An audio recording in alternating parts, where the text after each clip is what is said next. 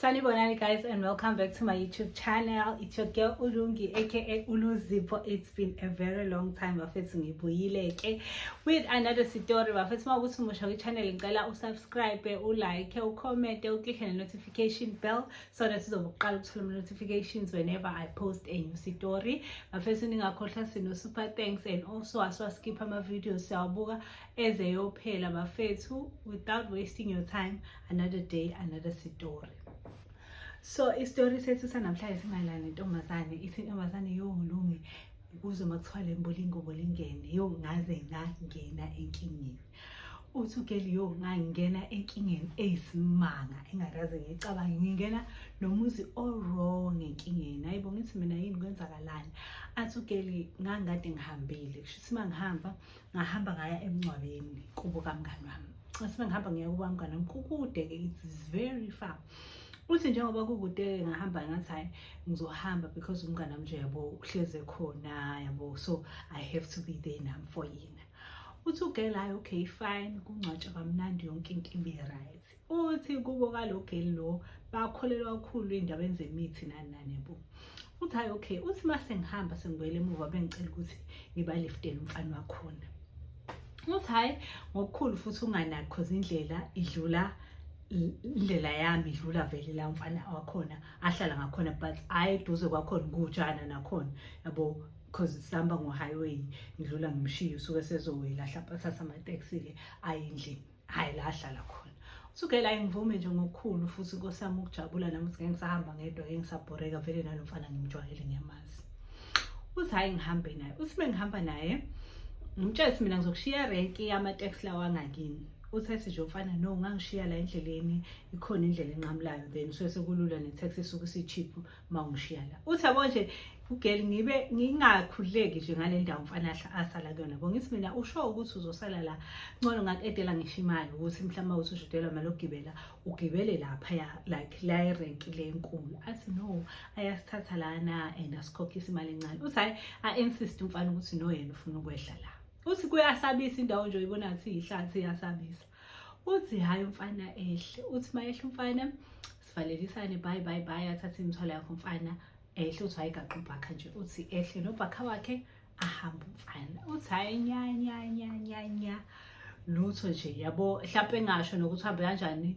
Mina ngimtshela mngane ngihambe kahle sengifikile yabo. Uthi nawe siyabonga wasithwalela nobhuti wethu yabo nje siyabonga nokufika uzosifihlisa ekhaya yabo. Uthi nje asende nje uhide le message ebonga.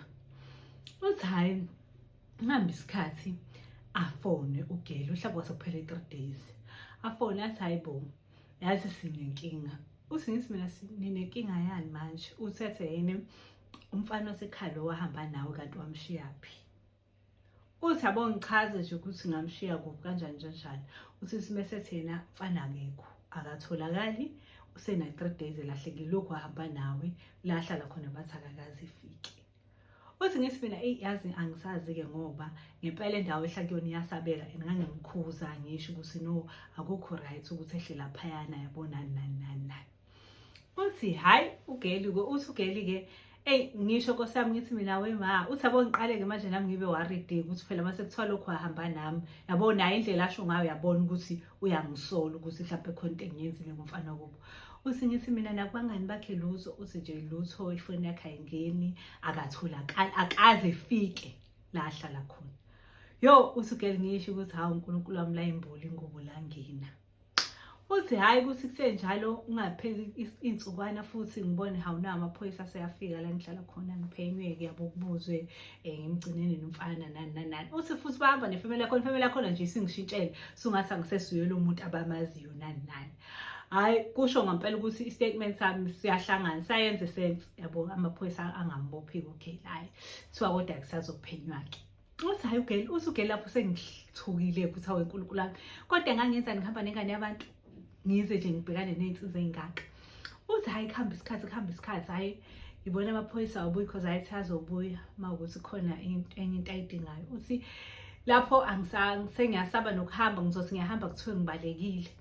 Uthi hayi kuhamba isikhathi kucaca ukuthi umfana akatholakali. Uthi hayi ugeli angisendele uhide le message asho ukuthi ubengithemba, waze wacela ukuthi ngihambe nengane yakubo ngoba engithemba, but ubengazi ukuthi mina ngamenza kanjena.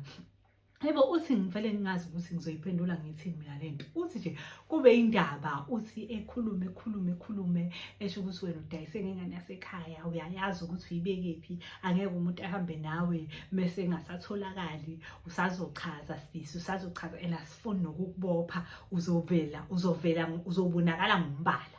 Makuwena wenzile lento uzobuya. Uthi nje ngiyasongelwa manje every day. Uthi nje ngivuka ngogeli, ngilala ngogeli, ungisendela imessage ende ngaka. Uthi njalo, uthi yo ngimtshela mfethu angazi ukuthi ukhuluma ngani and angazi lokho angempela and ngiyayisola nokuthi ngavumelani ukuthi ngiyiphathe ingane yake ngoba manje sekuyimina umuntu omubi. Hayi, so akuhambe nje insukwana, akuhambe insukwana etholakala umfana. Betholakala ngempela umfana useshonile.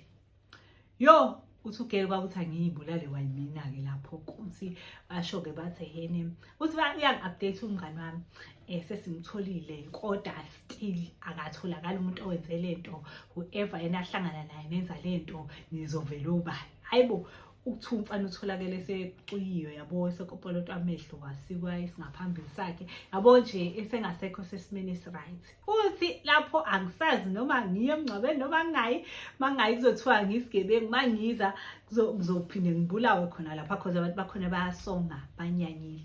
Hayi, uthi ugeli ngivele ngitshela angiwa lapho cause vele kade ngithuka ngalento. Hayi, uthi kuthi kusenjalo bengifonele bengithuke sebenosisi bakhe bethi I hope uyajabula la ukhona.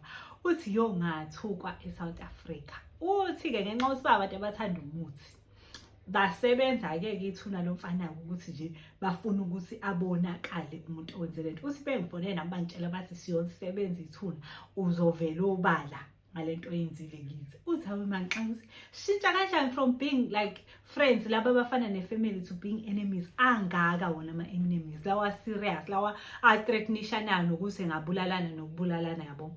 Uthi ugela ngithi mina mfethu angazi lutho kulungile enzane enikwenzayo uma kuyimina ngizovela ngombala kulungile. Uthi balisebenza ithuna-ke. Uthi babesebenza ithuna kavedane ngempela kwashona abantu. Kwashona abangani bamfana nganoma bawu2 yini. Apparently umfana wathi esuka lapha kugel wafonela mase kutholakala umlando, wathi esuka entombazaneni wafonela abangani bakhe ukuthi beze bezomlanda. Abangani bakhe-ke kwayibona-ke abamenza isilo sengubo, asazi kanjani, nobody knows ukuthi kanjani. Uthi igama lami-ke lagezeka lapho-ke. Uthi wabuya futhi ugeli wazosho ukuthi oh ngiyazi ukuthi bese ngumuntu omubi, bese ngikwenza umuntu omubi but nawe you will understand. Uthi ngasho athi le ntombazane yathi nawe uzo-understand ukuthi lento lena indlela eyenzeke ngayo nawe ubuzokwenza the same way. Uthi ngathi but wena uyangazi ukuthi angiyena nje umuntu osengenza into embi kangaka, nginithathiso komndeni wami ukuthi ungaze uzungisuspect. Uthi nje waxolisa ugeli. Uthi ngale ndlela ukuthi I can't even pretend angikhoni uqhubeka ngigcina i-friendship yami naye, ngagcina ukukhuluma naye leyo ngengitshena leyo nto yakhe yokuthi okay sebetholakele abantu bashonile and makulandelelwa khona-ke owasho ukuthi ngathi vele khona into abebemplanela yona so nje indaba zagcina ivele obala. Uthi I wasn't even interested ukuthi zivele kanjani but nje ngaphathwa kabi ukuthi sometimes ukwenza into uthi uyasiza kanti usuyifaka enkingeni. Siphela lapho-ke isitori sethu sanamhlanje guys. I hope enjoyed and I hope you learned some of the lessons ngoba hayi cha nami ngifunde likhulu ngale story, into nje engehlela noma ubani. So guys, niqhubeke njalo ni-subscribe, ni-like, ni-share, ni-click on notification bell, ni-comment bafethu ngiyanithanda.